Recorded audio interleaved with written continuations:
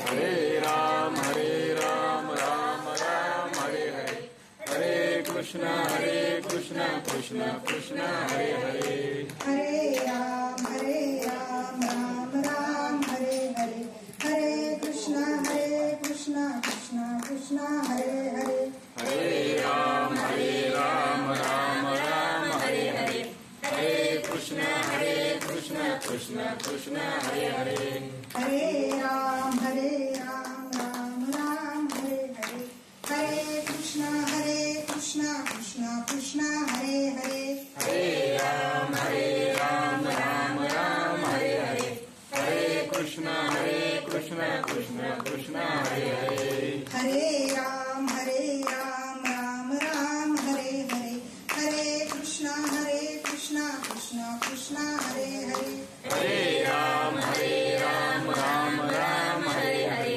हरे कृष्ण कृष्ण कृष्ण हरे हरे, हरे राम राम राम हरे हरे, हरे कृष्ण कृष्ण कृष्ण हरे हरे, हरे राम राम राम हरे हरे, हरे कृष्ण कृष्ण कृष्ण हरे हरे, पुंडलिक वरदारी विठ्ठल श्री ज्ञानदेव तुकाराम पंढरीनाथ भगवान की जय, माऊली ज्ञानेश्वर महाराज की जय, जगद्गुरु संत तुकाराम महाराज की जय, शांती ब्रह्म एकनाथ महाराज की जय, सद्गुरुनाथ सच्चिदानंद श्रीपाद बाबां की जय, सद्गुरुनाथ सच्चिदानंद रामदास बाबां की जय, सद्गुरुनाथ सच्चिदानंद पांडुरंग दादां की जय, अवधूत चिंतन श्री गुरुदेव दत्त गोपाल कृष्ण भगवान की जय,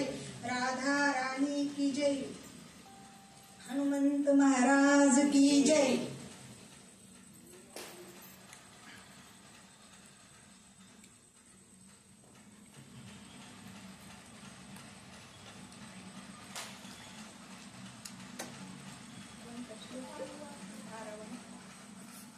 आणि संसाराची चिंता काय समर्थाची कांता, ओरांना मागे ग्रंथरूपी ज्ञानेश्वरी,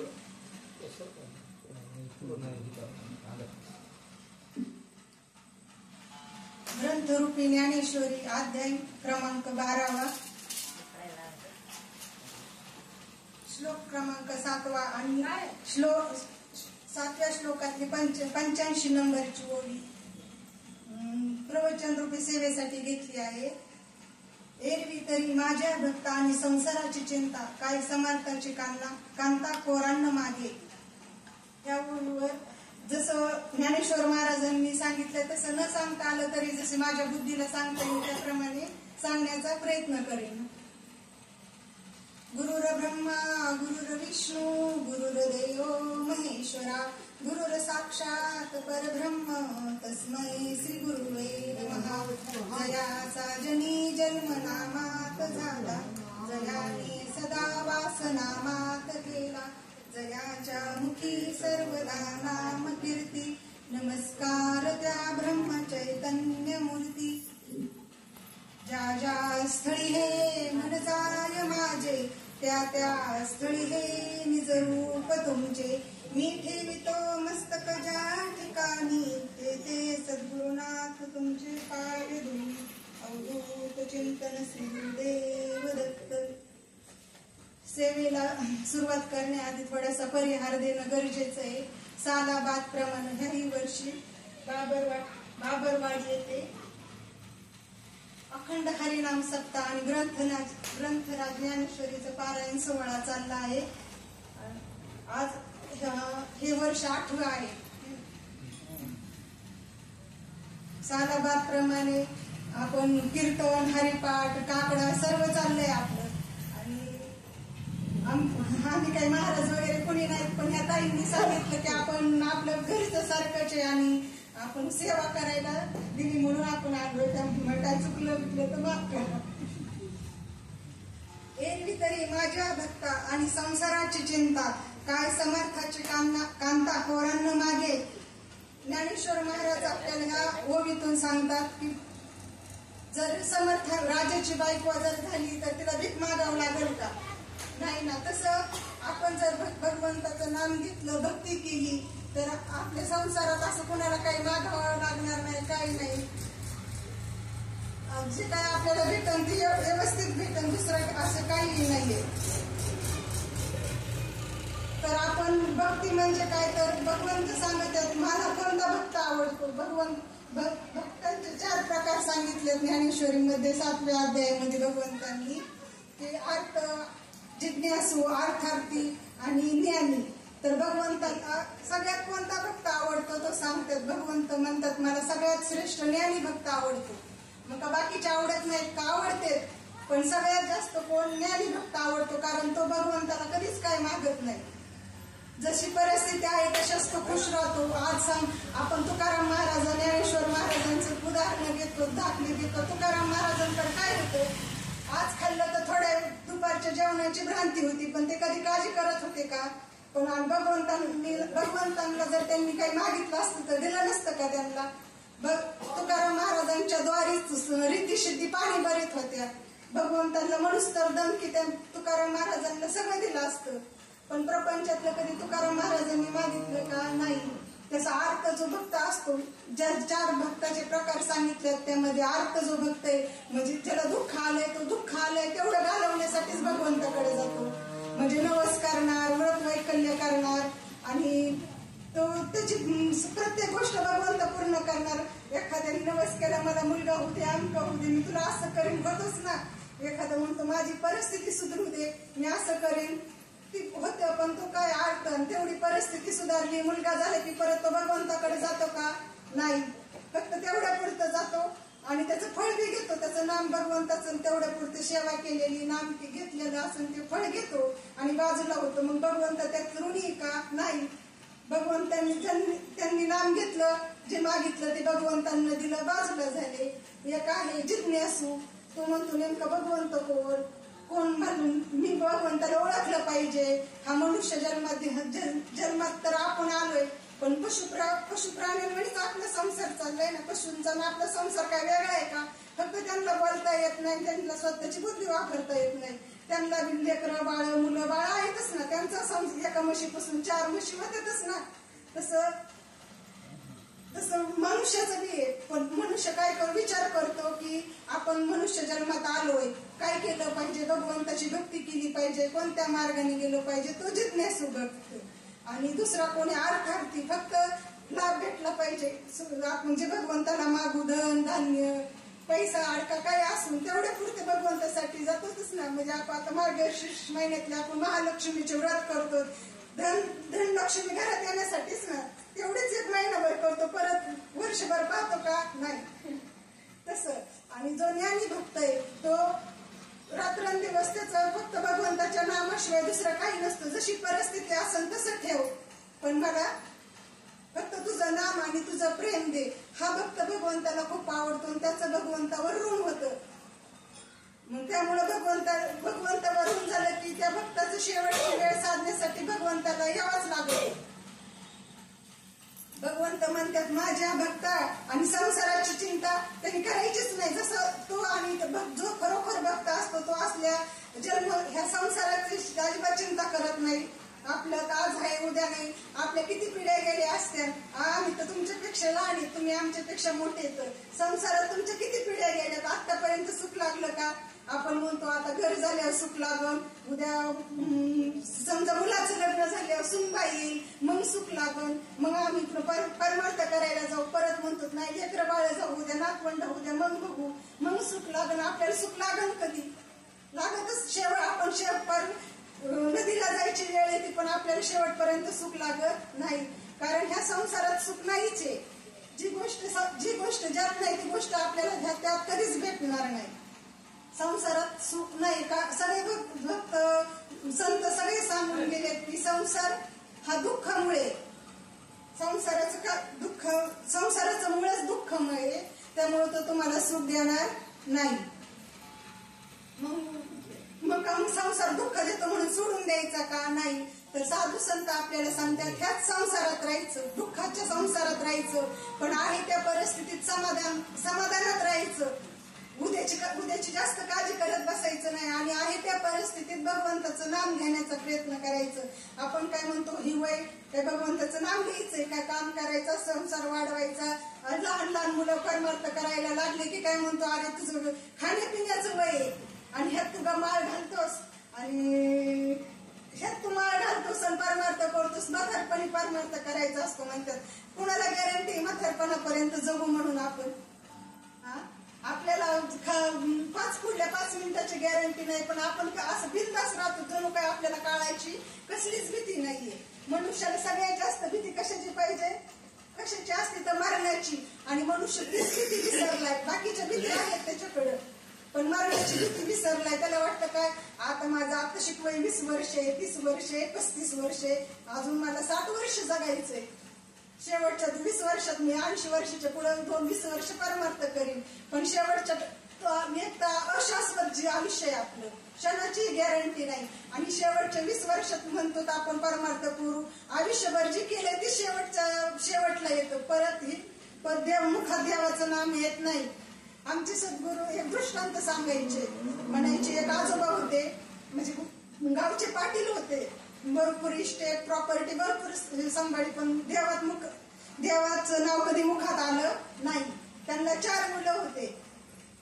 मृत्यूचा समय आला आणि त्यांना असं पडवीत टाकलं, मोठा बंगला सगळं होता, पण मुलांना काळजी वाटायला लागली की आपल्या वडिलांनी आयुष्यभर आपल्यासाठी एवढं केलंय। आणि म्हणतात की साधू संत सांगतात, देवाचं नाव जर मुखात आलं तर मोक्ष भेटतो, चांगली गती भेटती। आपण आपल्या वडिलांच्या तोंडात देवाचं नाव येण्यासाठी काहीतरी केलं पाहिजे ना, म्हणून त्यांनी एक अशी झाडणी आपली लक्ष्मी घरातली झाडायची तिथं ठेवली, आणि ते असं आता इथं कशी गाय बांधलेली तशीच वासरू बांधलेलं होतं जवळ, आणि असे खाटावर आजोबा झोपलेले होते, सगळे मुलं बिलं चुना नातवंड सगळे बसले होते। ती झाडणी ना, ती गिरसुनी म्हणायची त्याला, गिरसुनीच म्हणतात ना, ती वासरू वाढायचं। आजोबांच्या तोंडावर हावभाव तयार व्हायला लागले, मुलांना वाटलं आता खरंच केशवा माधव म्हणते का काय ना, केशवा माधव म्हणते ना आपले वडील, म्हणजे शेवटच्या टायमाला त्यांच्या तोंडात देवाचं नाम येईल। पण त्यावेळेस त्यांना असा आवाज निघत नव्हता, काय नव्हतं, पण शेवटच्या क्षणाला खूप मोठ्याने आवाज निघला, म्हणजे अरे तुम्ही मी जिवंत करत असतंय का बघा, ती वासरू पिरसुनी खाते, मी गेल्यावर कसं करताना, आणि त्यांनी देह ठेवला। मग आता सांगा त्यांची गती कोणती झाली असते? जर आयुष्यभर त्यांनी देवाचं नाव मुखात घेतलं असतं तर शेवटच्या टायमाला त्यांना झाडणीचं काय पडलं असतं का? म्हणले असते मला जायची वेळ आली, ह्या प्रॉपर्टीचं काय करायचंय? पण ते काय म्हणले, बघा मी जिवंत आहे तरच असं तुम्ही माझ्या कमवलेल्या प्रॉपर्टीची अशी विल्हेवाट लावायला सुरुवात केली।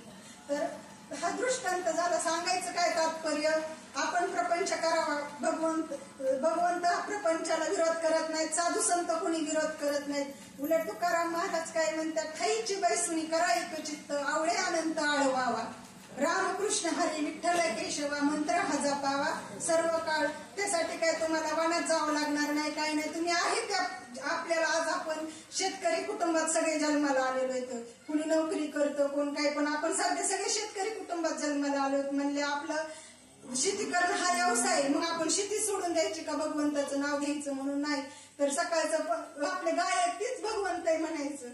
श्रीकृष्णाने नाही का गाया पाळल्या, त्यातच त्यांना भगवंत दिसत होतात ना, गाया म्हशीमध्येच भगवंत आहे, त्यांना खायला टाकता भगवंताचं नाम घेतलं। मनाने तर आपण बाकीचा विचार करतोच ना, ही गायीने आज किती दूध दिलं, त्या म्हशीने आज किती दूध दिलं, आज हिला काय झालं, तिला असला विचार करण्यापेक्षा सकाळपासून जर आपण आपल्या मनाला चाळा लावला भगवंताच्या नाम घेण्याचा, तर आपल्या इंद्रियांना बी सवय लागून जाते। महिला आहेत, आपण स्वयंपाक करता करता भगवंताचं नाम घेतलं, अन्न बी सात्विक होतंय, बाकीच्यांच्यात बी वृत्तीत बदल होतो।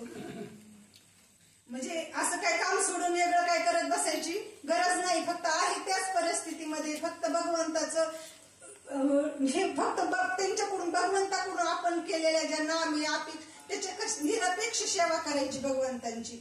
आणि सेवा म्हणजे काय, भगवंतांना रोज पंचपक्वान्नाचा नैवेद्य लागतो का? नाही, आपण जी भाजी भाकरी केली तोच आपण जेवण करायच्या आधी भगवंताला नैवेद्य दाखवायचं, तिथं आपण जेवायचं। असं भगवंत खरोखर आपल्याकडे जेवलेत का? नामदेव महाराजांसारखे आतापर्यंत ताट वाढून ठेवलेलं आपण 4 दिवस त्यांच्या पुढे ठेवलं तरी तसंच राहील ना, पण आपण भगवंताला अर्पण केलं की आपल्या मनात भाव उत्पन्न होतो ना, सात्विक गुण यायला सुरुवात होती।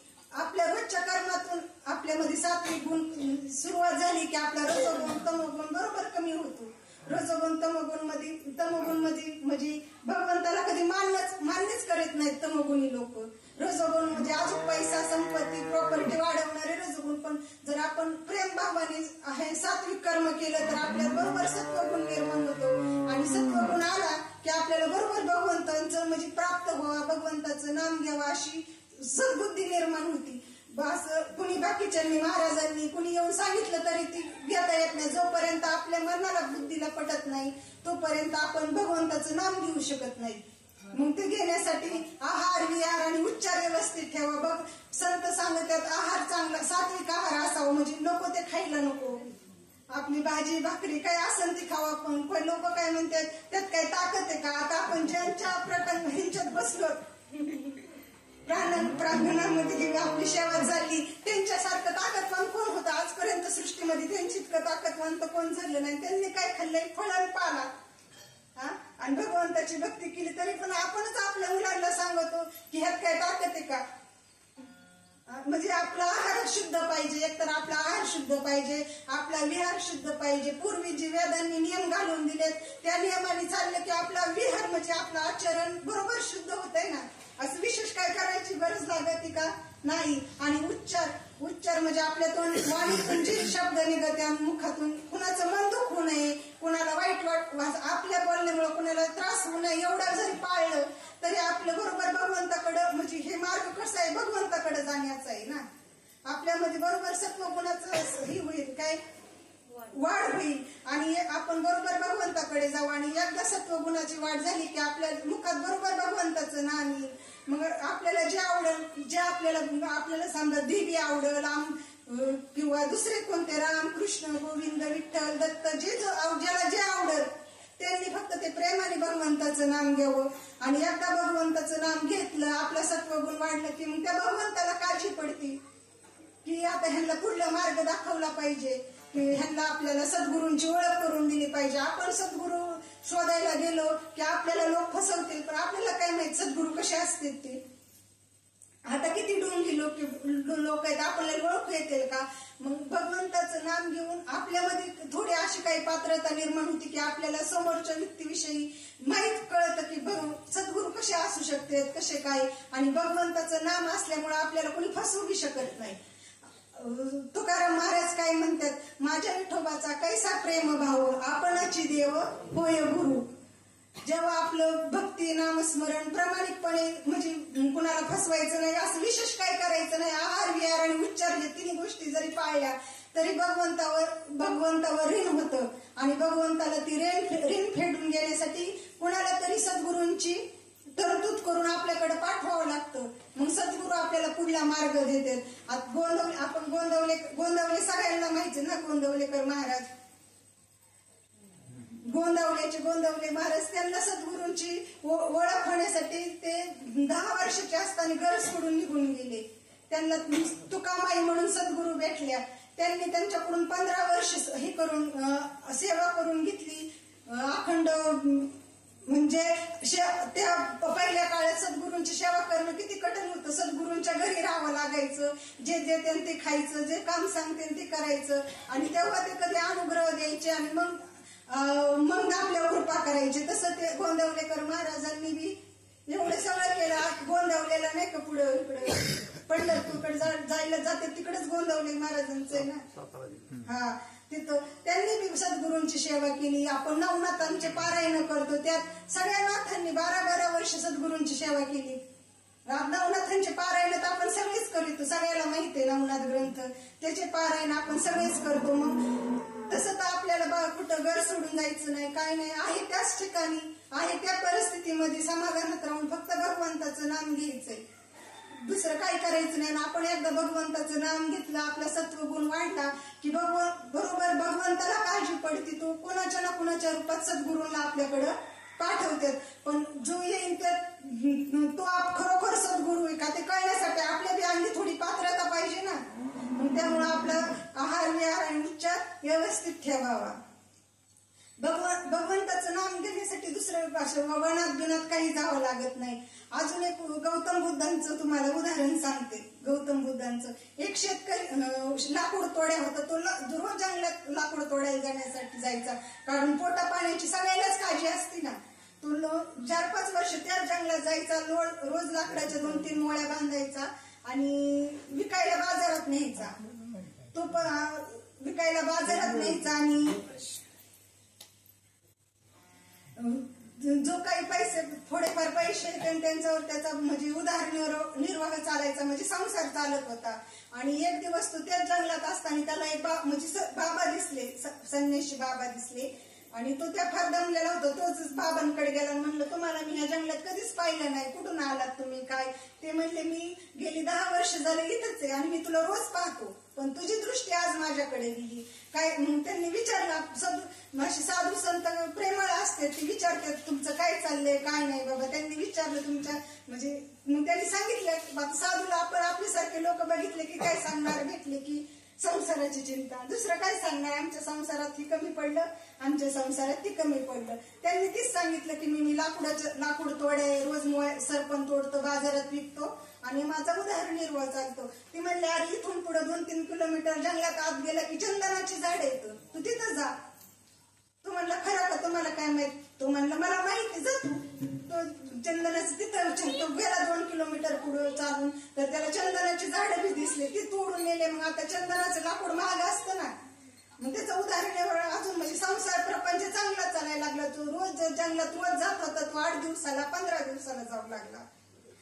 15 दिवसांनी परत असे 1-2 वर्ष अशा आधीमध्ये परत निघून गेले. ते बाबा तिथंच होते, परत भेटले. म्हणले, अजून तू जंगलातच येतो का? हा म्हणले, मी अजून येतो. म्हणले, असं कर, त्या अजून 2-3 किलोमीटर पुढे जा, पुढे चांदीची खाणी. म्हणजे तो एवढंच विचारायचा, बाबांना दुसरं काय मिळत नव्हता आणि बाबा बी ह्याच्यापेक्षा त्याला दुसरं काय सांगतच नव्हते. तो अजून पुढे गेला, त्याला आता चांदीची खाण म्हणल्या, मग गाडीभर त्यांनी चांदी आणली, विकली. मग आता त्याचा प्रपंच मोठा झाला, गाडी बंगला, बिझनेस वाढला, दुकानं वाढले, चांदीच म्हणजे चांदीची विकू लागला, व्यापारी झाला. पण त्याला काहीच की आता ही संपल्यावर परत काय.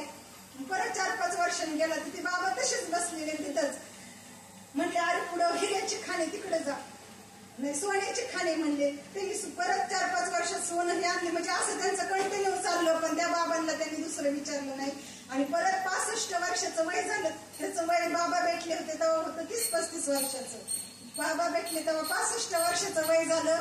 आणि परत म्हणलं, आता आपले दिवस जायचे जवळ आले, तर आपल्या नातवंडांसाठी सोनं आणून ठेवावं लय मोठं, म्हणून एकदा 2-3 ट्रका घेऊन जाऊ आणि एकदा सोनं घेऊन येऊ, परत जायलाच नको, तोपर्यंत आपण बी मरून जाऊ असं वाटलं त्याला.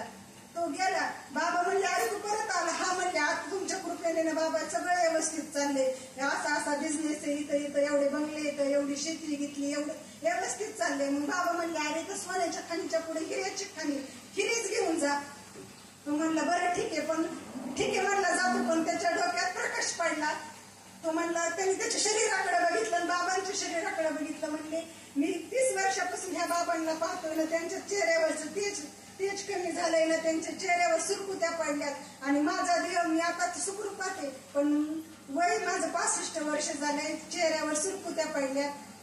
म्हणजे ह्या बाबांना जर फक्त झोपडी, तर दुसरं काहीच नाही, फळं झोपडीत राहतात. ह्या बाबांना माहित होतं पुढे चंदने, चांदीची खाणी, सोन्याची खाणी, हिऱ्याची खाणी, पण ते बाबा पुढे का गेले नसते बरं? याचा अर्थ ह्या बाबांकडे ह्याच्यापेक्षा काहीतरी श्रेष्ठ आहे आणि ते बाबा आपल्याला देत नाहीत. त्या बाबांना त्यांनी विचारलं, महाराज तुम्ही आम्हाला सगळं सांगितलं, माझी तर संसाराची भुक्त काय कमी झाली नाही, माझ्या चेहऱ्यावर सुरकुत्या पडल्या, पण तुमचा चेहरा आहे तसंच आहे का बरं? म्हणजे तुम्हाला एवढं सगळं माहित असून तुम्ही त्या वस्तू घेतल्या नाही, तर आम्ही संसारी माणसं त्या वस्तूंच्या मागं पळतो, तुम्ही का घेतल्या नाही? ते म्हणजे आम्हाला त्याची गरजच नाही, कारण आमच्याकडे जे आहे ते कुणाकडेच नाही आणि जे आहे ते न संपत, उलट त्याचे वाढत जात आहे, पण ते संपत नाही. आमच्याकडे भगवंताचं नाम आहे म्हणले, आणि जे नाम आम्ही एकदा घेतलं की आनंद दुगुणित होतोय. आम्हाला दुसरं घ्यायची गरज लागत नाही, आम्हाला सोनं हिरं काही चांदी आहे ती गरजच नाही. ते म्हणले, म्हणजे बाबा तुम्ही आम्हाला फसवलं का नाही? ते म्हणले, मी प्रत्येक वेळेस तुला सांगत होतो पुढं असेल, पण तुम्हाला कधीच विचारलं नाही तुमच्याकडे काय, तुम्ही का घ्यायना? त्यावेळेसच तू जर मला विचारलं असतं की बाबा तुमच्याकडे काय, ती मला द्या, ही बाकीचं नको, तर तुम्हाला मी दिलं असतं. तात्पर्य असं की आपल्याला संसारात किती आलं तरी कमीच पडतं, पुरं पण साधू संतांकडे काहीच नसून ती सुखी समाधानी होते. का तर फक्त भगवंताचं नाम, भगवंताच्या नामावर मनुष्य काळालाही माग सारतो. आपल्या माहितच आहे ना, आपला घडी घडी काळ वाट याची पाहे अजून किती आहे अवकाश. नाथ महाराज काय म्हणतात, आपल्या बरोबरच आपला काळ, जन्माला आलो की आपला काळ आपल्या बरोबर आहे आणि तो वाट पाहतोय अजून याचं आयुष्य किती शिल्लक आहे. लगेच काळ झडप घालणार, घेऊन जाणार. काही काही ठिकाणी जो मनुष्य एखाद्या ठिकाणी जात नाही, त्या रोडनी जात नाही कधी, पण ज्या दिवशी त्याचा काळ आला असतो त्या दिवशी त्या ठिकाणी जाणार, काहीतरी निमित्त होणार आणि जाणार. आपण काय म्हणतो, तू कधीच तो कधीच गेला नाही तिथं, पण काय गेला तर काळ ती वाट पाहत असतो कधी ह्याची वेळ संपण आपण घेऊन जाईल. मग 20 अजून आपण म्हणण्यापेक्षा म्हातारपणी अजून 20 वर्षांनी आपला संसारात व्यवस्थित झाल्या भगवंताचं नाम घेऊ, त्यापेक्षा आजपासूनच सुरुवात केली तर काय फरक पडतोय. त्याला काय आपल्याला पैसे द्यायचे, आपल्या हातातलं काम सोडायचंय, आपण ध्यानी जे कर्म चालले ते आपले कर्म चालूच आहेत ना. मथुरेमध्ये वृंदावनामध्ये गोपी का त्यांनी संसार सोडला होता, नव्हता ना. आई तीच काम करायच्या, पण आई त्या कामामध्ये गोपाळ कृष्ण ह्यांनाच पाहिजे ना, म्हणून त्या उद्धारून गेल्या का नाही. तसं कलियुगामध्ये भगवंतांनी सांगितलंय, जर नामसंकीर्तन म्हणजे काय फेटा बांधून इथं प्रवचन सांगून ती सेवा नाही सांगितली भगवंतांनी. जे भगवंताचं नाम आपल्याला जे आवडेल ते फक्त प्रामाणिकपणे घ्यायला सांगितलंय आणि ते घ्या तुम्ही, तो नाम यज्ञ होईल म्हणले. आपल्याला महाभारतातलं उदाहरण माहितीये द्रौपदीचं. द्रौपदीने काय केलं, फक्त भगवंतालाच हाक मारली ना. काय म्हणली, कुठे गुंतलासी द्वारकेच्या रानात, वेळ का सखया लाविलासी. तिला वाचवलं का नाही त्या प्रसंगातून. महाभारताचा प्रसंग तर सगळ्यांनाच माहितीये. पांडवांना प्रत्येक संकटातून भगवंतांनी वाचवलं. पांडवांकडे एवढी ताकद होती की ते कौरवांना क्षणात हरवू शकत होते, पण तो अधर्म झाला असता. पुढं कलियुगामध्ये लोकांना आचरण करण्यासाठी करावं म्हणून असे काहीतरी भगवंत लीला करत असतात आणि त्या लीलांचं आचरण आपण करायचं असतं. सीतामैया आपण म्हणतो तिने लक्ष्मण रेखा नसती ओलांडली तर तिला कशाला रावणाने नेली असती. ती आदिमाया शक्ती होती, तिला का माहित नव्हतं का होणारे, पण त्यांनी त्या राम जन्मामध्ये येऊन त्यांनी ती लीला केली होती की पुढं इथून माग पुढं स्त्रियांनी जर म्हणजे त्यांच्या घरातल्यांच्या वडीलधाऱ्यांचं जर नाही ऐकलं, एखाद्या वेळेस नको ती गोष्ट केली, म्हणजे अशी लक्ष्मण रेखा असतीच ना आपल्या प्रपंचात, ती ओरडू नये म्हणून ती लीला करून ठेवलेली. जर ती ओरडली तर पुढे किती दुःखाला प्रसंगांना तोंड द्यावं लागतं. ते सांगण्यासाठी भगवंतांनी त्या लीला केल्या ना. त्यांना माहित नव्हतं का आता रावण येणारे मला घेऊन जाण, त्यात आदिमाया शक्ती होत्या ना. फक्त भगवंतांनी प्रत्येक युगामध्ये अवतार घेऊन लीला केल्या आणि पुढं कारण भगवंताला माहित होतं ना पुढे कलियुग येणारे, कलियुगामध्ये काय होणारे. आज जे आपण लीला केल्या त्या जर आपण रामायण वाचतो, महाभारत वाचतो, श्रीकृष्णांच्या चरित्र ऐकतो, भागवत ऐकतो, ह्या लीलाच्यात ना भगवंताच्या, त्यातून त्यावेळेस जे भगवंत केलं, त्यांनी जे केलं ते अवतारी होते म्हणून त्यांनी ते केलं. पण आपण ते करायचं नाही म्हणून ते आपल्याला लीला दाखवलेले आहेत. पण लोक त्याचा गैरवापर करतात. म्हणतात भगवंतांनी किती 1108 ते 16,108 बायका केल्या. मग काय झालं, पण त्यांनी तेवढ्या बायका केल्या तरी ते ब्रह्मचारी होते. 16,108 बायका केल्या तरी श्रीकृष्ण ब्रह्मचारी होते. तसं आता म्हणतात मग आपण 2 केल्या म्हणून काय झालं, आपण तर 2च करतो ना. त्यांनी त्या लीला करून दाखवल्या होत्या तरी ते ब्रह्मचारी होते. त्यांनी दृष्टांत सांगून दाखवलं होतं ना. यमुना मातेला जेव्हा पूर आला तेव्हा गोपींना तेव्हा ह्यांच्या दुर्वासा ऋषींच्या आश्रमात जायचं होतं, तेव्हा म्हणले होते ना आम्हाला वाट नाही. तर श्रीकृष्ण काय म्हणले, यमुना मातेला सांगा की जर श्रीकृष्ण ब्रह्मचारी असेल तर आम्हाला वाट द्या. त्या गोपिका काय म्हणल्या ह्यांना 16,108 बायका केल्या आणि गोपिका बी बोगलं हा कुशल म्हणतो मी ब्रह्मचारी आहे. पण आता म्हणल्या भगवंतांनी सांगितलंय म्हणल्या झाली पाहिजे. त्या गेल्या म्हणल्या की लगेच भगवंतांनी लगेच यमुनेने वाढ केली. तशी त्या भगवंतांनी त्यांच्या अवतारात येऊन लीला केलेल्या आहेत. म्हणून का आपण अनुकरण नाही करायचं, त्यातलं फक्त जे योग्य आहे आपल्यासाठी तेच घ्यायचे आणि आपल्याकडून अशा अपराध होऊ नये म्हणून त्याची ही करायची. हा सावधगिरी म्हणजे आधीच सूचना दिलेली ना भगवंतांनी. अजून संत सकाळी सांगतात आपल्याला की मनुष्य जन्मामध्ये जसे आपण काय म्हणतो जगामध्ये 7 आश्चर्य येतं, तसे मनुष्य जन्मामध्ये 3 आश्चर्य येतं. मनुष्य काय म्हणतो, सगळं मी केलं म्हणून घरातले खाते, मी असं केलं म्हणून प्रपंच भरभराटीला आला, मी असं वागलो म्हणून असं केलं. पण शेवटपर्यंत तो मनुष्य त्या मीला ओळखत नाही. जो मी म्हणतो ना भगवंत, ते मनुष्य तर मीला कधीच शेवटपर्यंत ओळखत नाही. मन ज्या मनाने अख्ख्या प्रपंचातले अख्खे व्यवहार करतो, म्हणजे अख्ख्या व्यवहार उलाढाल संसाराची संसार वाढवतो, बुद्धीच्या जोरावर अजून काही काम करतो, पण त्या मनाला पण कधीच शेवटपर्यंत ओळखत नाही. आणि मरण्याची भीती, प्रत्येक जण मरणार आहे. इथं कोण आले का, इथं गुरु नाही आले, अवतार सुद्धा थांबायला आलेले नाही. तर मनुष्याचा देह, आपला देह थांबणार आहे का, नाही. पण मनुष्याला मरण्याच्या आधीपासून सुद्धा भीती नाही राहिली. तो एक दिवस मरणार आहे हे माहित आहे, पण असं एकदम गाफील राहतो जणू काय त्याला मरण्याची थोडी सुद्धा भीती नाही. तर भगवंत काय सांगतात, हे आश्चर्य आहेत. आणि साधू संत आपल्याला हेच सांगतात की तुम्ही आहेत तशा परिस्थिती आपल्या प्रारब्ध, आपला हा देह आपल्या प्रारब्धाने चाललेला असतो. तो प्रारब्धाशिवाय, आणि प्रारब्ध कुणाला चुकवता येत नाही. जर प्रारब्ध चुकवता येत असतं तर भगवंतांनी अभिमन्यूला वाचवलं असतं ना चक्रव्यूहामध्ये, पण तेवढंच त्यांचं प्रारब्ध होतं, तोपर्यंतच ते थांबले. तसं आपलं जन्माला येण्याआधी हे प्रारब्ध चालूच आहे. म्हणजे जसं आपल्या मोबाईलमध्ये आपण काय म्हणतो डेटा ठेवलेला असतो, तेवढं संपुष्ट आहे तसं चालणार आहे. तसं या प्रारब्धामध्ये आहे तसंच चालणार आहे, ते बदल करता येणार नाही. पण भगवंताचं नाम घेतलं तर पुढलं जे आपले संचित प्रारब्ध आहे ते थांबणार आहे.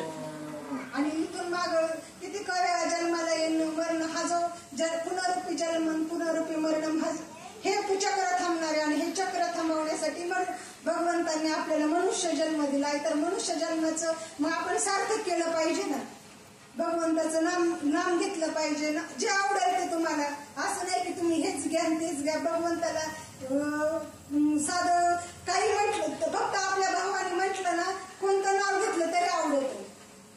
असं नाही की हेच घेतलं पाहिजे तेच घेतलं पाहिजे आणि असंच घेतलं पाहिजे, तसंच काही नाही. आपल्याला जसं येईल स्वयंपाक करताना, काम करताना, शेण भरताना, कपडे धुताना, खुरपताना, जे काम करतोय आपण ते काम करताना भगवंताचं नाम घ्यावा.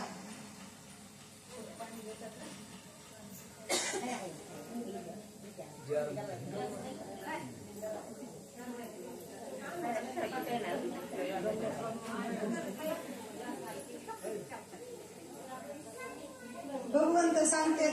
आणि आपल्याला साधू संतांनी तेच सांगितलंय ना, ह्यापेक्षा दुसरं काय. तुकाराम महाराज, एकनाथ महाराज त्यांनी का आपल्याला प्रपंच सोडायला सांगितलं का, नाही. फक्त भगवंताचं नाम अखंड प्रेमाने आणि फक्त आहार विहार आणि उच्चार व्यवस्थित ठेवा. एवढे 3 गोष्टी जरी आपण पाळल्या तरी आपलं बरोबर, म्हणजे वेगळं असे काय करण्याची गरज लागायची नाही. अजून भागवतात अजून एक उदाहरण आलंय. भगवंताच्या नामाने काय होऊ शकतं म्हणले, आपण भागवतात कथा ऐकतो की हत्तीच्या आणि मगराची. ती कथा तर सगळ्यांना माहित, बाकीचं जास्त सांगत नाही बसत. हत्ती आपल्यासारखाच होता संसारात राहणारा, त्याला बरेच मुलं बाळ सगळे होते. पण एक दिवस तो सरोवरामध्ये गेला आणि मगराने त्याचा पाय पकडला. 1000 वर्ष त्यांचं युद्ध सुरू होतं, पण त्याला अखंड किती त्याचे जेवढं परिवार होतं त्यांनी सगळ्यांनी त्याला सोडवण्याचा प्रयत्न केला, पण सोडवता आलं नाही. आणि शेवट आता आज त्याला बी कळून शकलं की आपण आपल्या आता मरणाशिवाय आपल्याला गत्यंतर नाही. तो काय म्हणला, त्याला तो प्राण्यात होता ना, पण त्या हत्तीच्या योनीमध्ये होता. बाकीच्या योनीमध्ये बुद्धी आहे का माणसाला, नाही. पण तो काय म्हणला, ज्यांनी ही सृष्टी निर्माण केली असं कोणतरी असेल ना, त्या सरोवरातलं फुल उचललं आणि आकाशाच्या दिशेने फेकलं. आणि काय म्हणला, ही जी सृष्टी ज्यांनी कोणी निर्माण केली असन, तो जो कोणी असन त्यांनी मला या संकटातून वाचवावा. वैकुंठामध्ये नारायण बसलेले होते, त्यांनी गरुडाला सुद्धा घेतलं नाही, एकटे पुढे निघून आले. म्हणले नको, गरुडाला बोलवायचं बसून जायला वेळ लागला. तोपर्यंत मगराने हत्तीचा प्राण घेतला तर काय होईल. माझं त्यांनी नाव घेतलं म्हणल्या मला सोडव गेलं पाहिजे ना. आणि मग नारायणाने हत्तीला सोडवलं त्यातून. नारायण हत्तीला बी दर्शन झालं, मगराला बी दर्शन झालं नाही. भगवंताचं काय ब्रीद जो कोणी त्यांना पाहिजे त्यांचं लगेच उद्धारायचे ना. मग हत्तीचा उद्धार झाला आणि मगराचा उद्धार झाला. तशीच अजून एक कथा आलेली आहे भागवतामध्ये.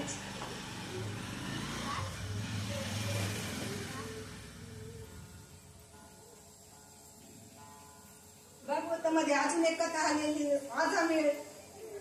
आजामेळाची ती एक कथा आलेली ना. तो बी एक ब्राह्मण होता. आपले जे ब्राह्मण जे विहित कर्म असतात नित्य नैमिक कर्म ते तो नेमाने करत असे. पण एक दिवस सद्गुरूंच्या आश्रमात गेला आणि येताना उशीर झाला म्हणून सद्गुरूंनी सांगितलं की आता तू ह्या रोडने जाण्याऐवजी ह्या रोडच्या रस्त्याने जातोस ना त्या रस्त्याने न जाण्याची जरा लांबच्या रस्त्याने जा. पण त्याला उशीर झाला होता. तो म्हणला मी तो रोज ह्याच रोडने जातोय काय सद्गुरूंना माहितीये. आणि तो ज्या रोडने आला त्या रोडने नको ते पाहिलं आणि त्याच्या मनात ती भोगण्याची इच्छा झाली. तर त्यांनी दाशीशीच लग्न केलं आणि तिच्याशीच संग केला. तिच्यापासून तिला 8 मुलं झाले. मग आता जे ब्राह्मणत्व होतं ते पण गेलं आणि म्हणजे त्याच्यात भ्रष्ट झाला ना तो. आणि मग असंच गावावर चोऱ्या माऱ्या करू लागला. काही करू नका मग चोऱ्या माऱ्या करायला लागला. लोकांना लुबाडू लागला. लोकांनी बहिष्कार टाकला आणि त्याला गावाच्या बाहेर राहू लागला. मग असेच आपले साधू संत चालले होते रोडने. आपण पंढरपूरला ह्याला कसे आपले वारकरी साधू संत जाते तसे चालले होते पुढे तीर्थयात्रा करत. 4-5 साधू त्यांच्या घरी आले. पाणी पिण्यासाठी थांबले. त्या दाशीने त्यांना पाणी वगैरे दिलं. ती गरोदर होती. ती म्हणली तुम्ही पाणी प्या आणि लगेच जा कारण माझे पती ते भ्रष्ट झालेले आहेत. साधू संतांना मानत नाहीत काही नाहीत. त्यांच्याशी दुर्व्यवहार करतात आणि मला वाटतं की माझ्या घरी साधू संतांचा अपमान होऊ नये. तुम्ही पाणी घ्या आणि माझे पती यायच्या आत लगेच घरी निघून जा. पण तोपर्यंत तो आजावेळ तिथं आलाच. त्यांनी बघितलं की आता काही लोकांची सवयच असते की आली की सुरुवात करायची शिव्या द्यायची. त्यांनी ती सुरुवात केली शिव्या दिल्या. ते साधू संत काय म्हणले आम्ही काय तुझं काय घेऊन आलोय का नाही फक्त पाणी पेलोय आणि आम्ही काय उलट आम्ही तुला देऊन जातो. ती म्हणले तुझी पत्नी जी गरोदर आहे तिला मुलगा होणार आहे त्याचं फक्त नाव नारायण ठेव. तो हा म्हणला. साधू संत निघून गेले. मुलगा झाला नारायण नाव ठेवलं. पण हे तोपर्यंत ह्याचं वय 90 पर्यंत गेलं होतं. जेव्हा काळाने त्याच्यावर गाव घातला म्हणतात ज्याचं मरण जवळ आलंय त्याला यम दिसतो. यमाने जेव्हा फास टाकलं तेव्हा आनंद त्याला त्रास होऊ लागला आणि त्याचं लाडकं कोण होतं तर नारायण म्हणजे मुलाचं नाव नारायण ठेवलेलं होतं. तर नारायण तो काय म्हणू लागला नारायणा मला सोडव नारायणा मला सोडव. तर काही भक्त भगवंताचं नाव घेतलं होतं का नाही. भगवंताचं नाव नाही घेतलं. त्यांनी त्याच्या मुलाचं नाव घेतलं होतं. तरी भगवंताचे पार्षद आले वैकुंठातून त्याला सोडवायला आणि त्यांनी यमदूतांना तिथून पाठवून दिलं. म्हणले यांनी यमदूत म्हणल्यावर ह्याची जर जन्मकुंडली काढली तर त्यांनी आयुष्यभर पाप केले आणि तुम्ही खुशाल त्याला न्यायला आले तर आता आमच्या म्हणजे यमपुरीतला पाहू नाही तुम्ही का घेऊन जातात सोडवताय त्याला. तर नाही म्हणले ह्यांनी आमच्या भगवंताचं नाव घेतलंय. ते म्हणले की तुमच्या भगवंताचं नाव नाही ते त्याच्या मुलाचं आहे. म्हणले त्याचा मुलगा आधीच आहे का आमचा भगवंत आधीच आहे. आमचा भगवंत आधीच आहे ना मग आमच्याच भगवंताचं नाव आहे. त्याला तिथून सोडलं. आता त्याला यम दिसत होते कारण ज्याचा मृत्यू जवळ आलाय त्याला यम दिसतात असं म्हणतात. मग त्याला यम बी दिसले आणि ते भगवंताचे पार्षद बी दिसले आणि मग तो काय म्हणला जर मी फक्त माझ्या मुलाचं नाव घेऊन जर मला भगवंताचे पार्षद सोडवायला येत असते तर मी खरोखर भगवंताचं नाव घेतलं तर काय होईल. त्याचं त्याला त्यावेळेस मृत्यू आला नाही. मग त्यांनी संन्यास घेतला संसारातला आणि काशी क्षेत्री जाऊन तिथं 10-12 वर्ष भगवंताचं नाव घेतलं त्याला मोक्ष भेटला. तात्पर्य काय आपण भगवंताचं नाव कशाही पद्धतीने घेतलं तरी त्याचं फळ भेटतच. पूर्वीचे लोक आता लोक नाव ठेवीत नाहीत मुलांचे नाही तर पूर्वीचे प्रत्येकांच्या घरात देवाचेच नाव राहायचे मुलांचे. का तर कारण पूर्वीच्या लोकांना माहित होतं आता पूर्वीचे कोणत्या ना कोणत्या दृष्टीने आपण भगवंताचं नाव आपल्या मुखात येते ना आपल्या मुलांच्या आपण सतत मुलांना हाक मारतो म्हणजे त्या भगवंताचंच नाव आहे ना. त्यांनी वाचा शुद्धी होतीच ना. तर तसं नाव ठेवत होते पहिले म्हणजे आपण आपल्याला आता सुधारले काय म्हणतो आम्ही लय सुधारलेले आहेत आम्ही पुढे गेलो पण आपण खरोखर सुधारलो का मागं चाललोय. आपल्या संस्कृतीचा आपण ऱ्हास करीत चाललोय नाही थोडं करून. पूर्वीचे लोक वेदांचे नियम प्रत्येक पाळायचे. कुणाचं मन दुखवत नव्हते. दारात कुणी याचक आलं तर कधी त्याला विमुख जाऊन जशी आपली परिस्थिती आहे तशीच ना. पण आता काही लोक किती अपमान करतात त्या माणसं याचकांचं सुद्धा. पूर्वीच्या लोकांकडे काही पैसा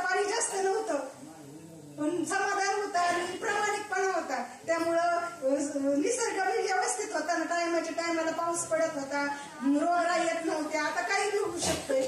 आज कोरोनाचा काळ तर आपण सगळ्यांनीच अनुभवलेला आहे, कसा होता तो. मग अशा काळातून जर आपण वाचलोय म्हणल्या भगवंताने आपल्याला पुनर्जन्मच दिलाय ना. त्यामुळं भगवंताचं सतत चिंतन केलं पाहिजे, नाम घेतलं पाहिजे. आणि मग भगवंताचं जो नाम घेतो त्याला कधी असं काही मागण्याची गरज आहे का? काहीच नाही. जर आपण ओळी घेतली की जी एरवी तरी माझ्या भक्ता आणि संसाराची चिंता, काय समर्थाची कांता कोरांना मागे.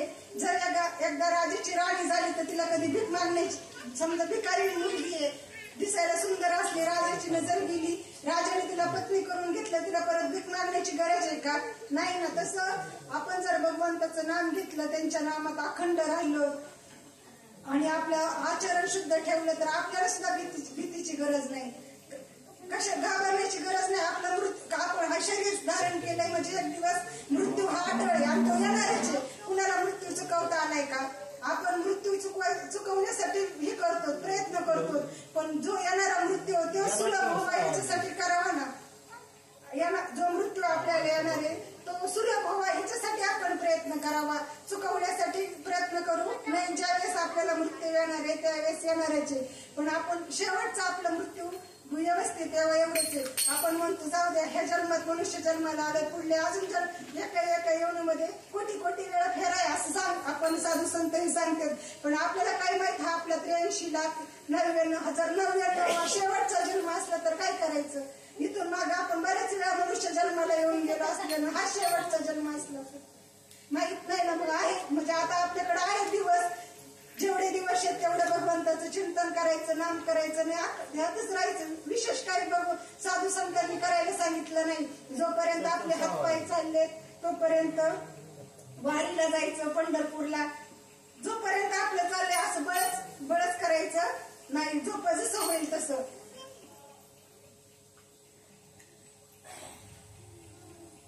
ज्ञानेश्वर महाराजांना जे सांगायचं होतं ते जरी मला सांगता नाही आलं, म्हणजे त्यांना जे सांगायचं ते तर मला सांगता येणार नाहीच, पण जी माझ्या सद्गुरूंनी मला जे सांगितलं, उपदेश केला त्याप्रमाणे सांगण्याचा प्रयत्न केला. जे बरोबर असेल ते माझ्या सद्गुरूंचं आहे, जे चुकलं असेल ते माझ्या प्रकृतीचा दोष आहे.